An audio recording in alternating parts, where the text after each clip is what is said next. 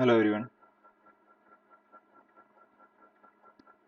In the last session, we have stopped with the discussion on steady flow energy equation. Today, in this session, we'll be continuing with the various steady flow devices, which are working based on the first law of thermodynamics, which can be well analyzed using the steady flow energy equation. So there are four categories. The first one being the nozzles and diffusers. These are devices to accelerate or decelerate the flow of a fluid. The nozzle is a device to increase the velocity or kinetic energy of the fluid at the expense of pressure energy. In the diffuser, the reverse will happen. The pressure energy will be increased at the expense of kinetic energy.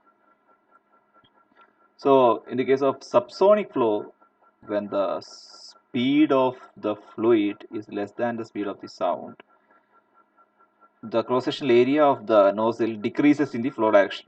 That is, the inlet area will be more and the exit area will be less. The reverse will happen for the supersonic flow. And just the opposite will be true for diffusers. So these are common symbols used to represent nozzle and diffuser in the drawing schematic diagrams.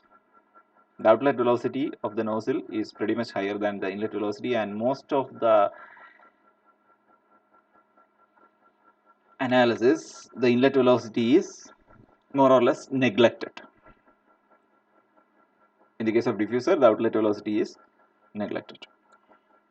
Second category of steady flow devices is the turbine and compressor. So turbines, the work producing devices, they are the work producing devices, and compressors are work consuming devices. Some mechanical work output will be obtained from the turbine, whether the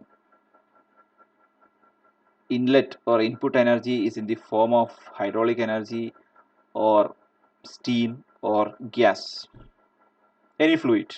So there are steam turbines, gas turbines, as well as hydraulic turbines. Similarly, compressors, if it is associated with gas, that is compressor, right? So that is only known as compressor. For the case of liquids, the combustion takes place in pumps. Okay, so turbines and compressors are the second category of steady flow devices. So there should be some work input required for the compressor, but the turbine at the same time produces some work output. Third category of steady flow devices are throttling devices or throttling valves. Throttling devices or throttling valves. So there could be different types: adjustable valve, porous plug, or a capillary tube. So this capillary tube is the most commonly used expansion device in a refrigeration system. So what happens in a throttling device is that pressure of the fluid will be reduced. There will be a sudden pressure drop from high pressure to low pressure, and most often this pressure drop is associated with temperature drop also. And the process which is taking place in a throttling device is an isenthalpic process, that is H1 equal to H2. So the enthalpy at the outlet is more or less equal to the enthalpy at the inlet. There will be slight difference, still we can neglect that. Now there could be temperature drop or temperature rise, and which is well explained by a property known as Joule-Thomson coefficient, which we will discuss in another session in detail. Joule-Thomson coefficient, Joule-Thomson process, or Joule-Thomson valve, as such we will discuss in another class. And another important point you should note in the case of throttling devices, even though expansion of the fluid is taking place, there is no work output. There is no work associated with the throttling valve. The fourth category of steady flow devices, there are two types. One is mixing chambers, another one is heat exchanger. Mixing chamber, the best example is a shower where hot and cold water is coming onto a single point junction.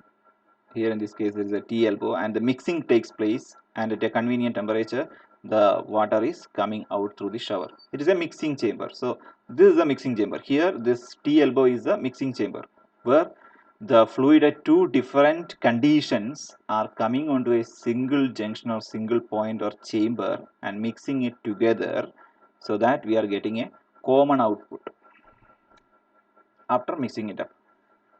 Now heat exchanger, there is no direct mixing of the two fluid streams are taking place, but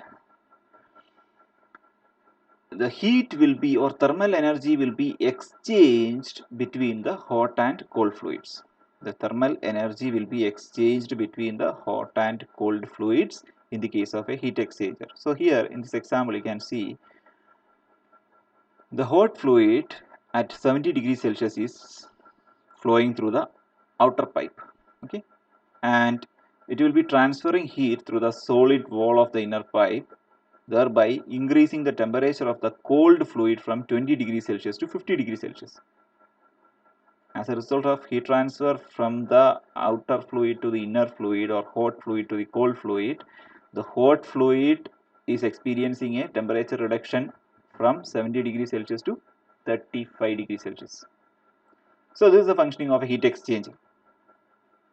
So where in a heat exchanger, where two moving fluid streams, so fluid should move, it's not stagnant, it should move. Two fluid streams, moving fluid streams, exchange heat without mixing. So first mixing chamber. So in both the cases there is heat transfer, either in the mixing chamber or in the heat exchanger there is heat transfer between the hot and cold fluids. In the mixing chamber there is mixing of the two streams together, but in the case of heat exchanger there is no mixing. So these are the four categories of steady flow devices. All these could be analyzed using the steady flow energy equation. So that's all for today's session. Thank you for watching. Have a good day.